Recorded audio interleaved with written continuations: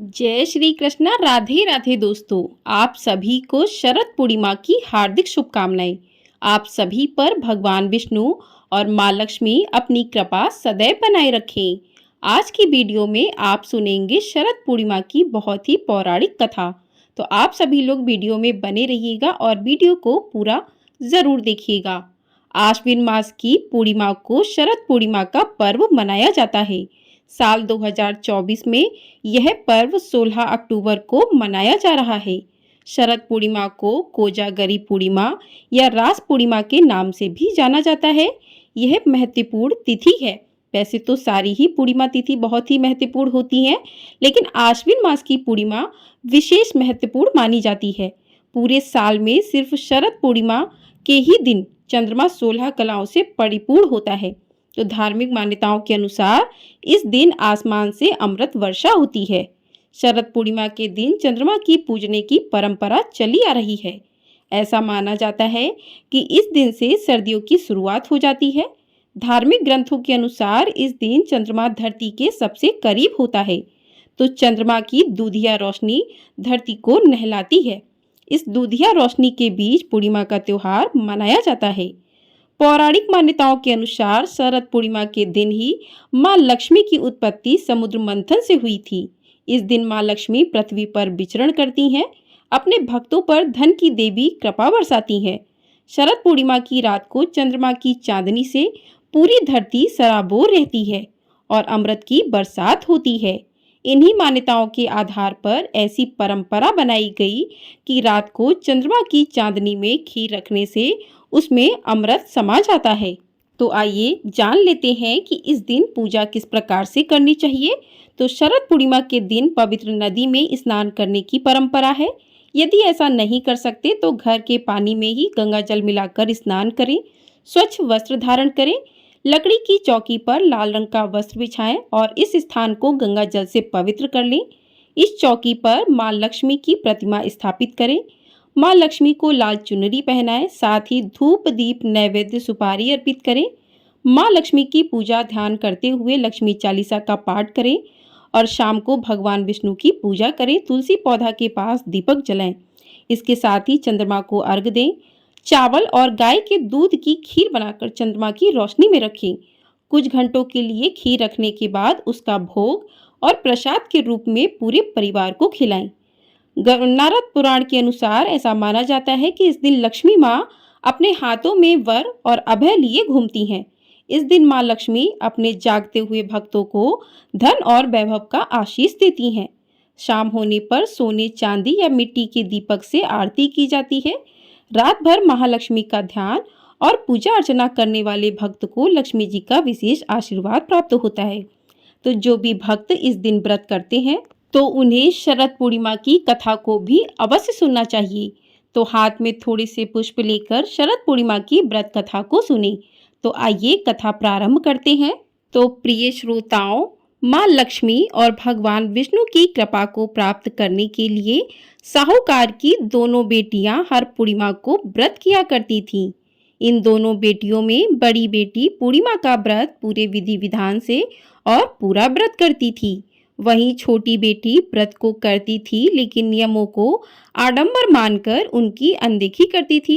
विवाह योग्य होने पर साहूकार ने अपनी दोनों बेटियों का विवाह कर दिया।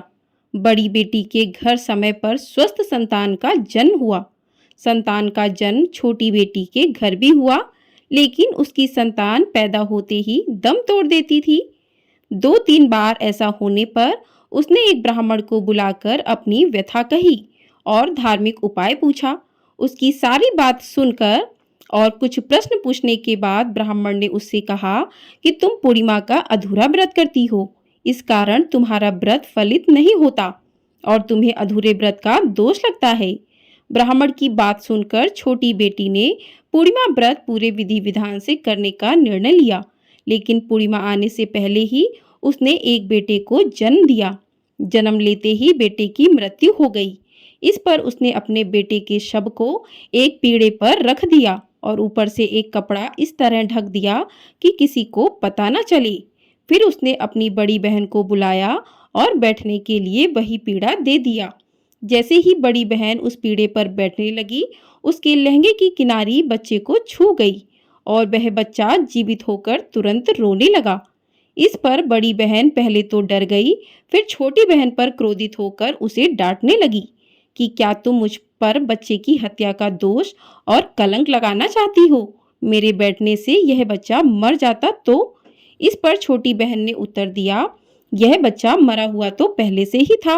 दीदी, तुम्हारे तप और स्पर्श के कारण तो यह जीवित हो गया है। पूर्णिमा के दिन जो तुम व्रत और तप करती हो, उसके कारण तुम दिव्य तेज से परिपूर्ण और पवित्र हो गई हो। अब मैं भी तुम्हारी ही तरह व्रत और पूजन करूंगी। इसके बाद उसने पूर्णिमा व्रत विधि पूर्वक किया और इस व्रत के महत्व और फल का पूरे नगर में प्रचार किया। जिस प्रकार माँ लक्ष्मी और श्री हरि ने साहूकार की बड़ी बेटी की कामना पूर्ण कर सौभाग्य प्रदान किया, वैसे ही हम पर अपनी कृपा करें। बोलिए माँ लक्ष्मी की जय। बोलिए भगवान विष्णु की जय। तो इस प्रकार से कथा सुने। कथा सुनने के बाद आप जो है माँ लक्ष्मी का पूरे विधि विधान से पूजन करके कथा को सुने। ब्राह्मणों को आप खीर का भोजन कराएं, ब्राह्मणों को दान दें। लक्ष्मी प्राप्ति के लिए इस व्रत को विशेष रूप से किया जाता है, तो रात्रि में जागरण करें। जागरण करना अति आवश्यक होता है। कहते हैं इस दिन जागरण करने से माँ लक्ष्मी बेहद प्रसन्न होती हैं और रात को चंद्रमा को अर्घ देने के बाद ही भोजन करना चाहिए। मंदिर में खीर आदि का दान भी आप कर सकते हैं। इस दिन चांद की चांदनी से अमृत बरसता है, तो आप खीर जो है चांद की रोशनी में अवश्य रखें और चांद को अर्घ देकर पूरे विधि विधान से चंद्रदेव की पूजा भी करें, क्योंकि इस दिन चंद्रमा 16 कलाओं से परिपूर्ण होता है। इस दिन चंद्रमा अधिक प्रभावशाली होता है। तो आइए अब करते हैं चंद्रदेव की आरती। ओम जय सोमदेवा स्वामी जय सोमदेवा, दुख हरता सुख करता जय आनंदकारी, रजत सिंहासन राजत ज्योति तेरी न्यारी, दीन दयाल दया निधि भव बंधन हारी, जो कोई आरती तेरी प्रेम सहित गावे, सकल मनोरथ दायक निर्गुण सुख राशि, योगी जन हृदय में तेरा ध्यान धरे, ब्रह्मा विष्णु सदा शिव संत करें सेवा, वेद पुराण वखानत भय पातक हारी, प्रेम भाव से पूजे सब जग के नारी, शरणागत प्रतिपालक भक्तन हितकारी, धन संपत्ति और वैभव सहजे सो पावे, विश्व चराचर पालक ईश्वर अविनाशी, सब जग के नर नारी पूजा पाठ करें। ओम जय सोमदेवा स्वामी जय सोमदेवा। बोलिए चंद्रदेव की जय। तो इस प्रकार से चंद्रमा का पूजन करते हुए चंद्रमा की आरती करें और इस प्रकार से रात में जागरण करें। चंद्रमा के रोशनी में खीर रखें, कहते हैं उससे अमृत बरसता है। तो इस प्रकार से पूर्णिमा का पूजा व्रत कथा पूर्ण होती है। आपको ये वीडियो पसंद आई हो, वीडियो को लाइक शेयर, चैनल को सब्सक्राइब अवश्य कर दीजिएगा। आपको हमारे चैनल पर भगवान श्री सत्यनारायण की कथा भी सुनाई जाएगी, उसको भी आप लोग अवश्य सुनिएगा। जय श्री कृष्णा। राधे राधे।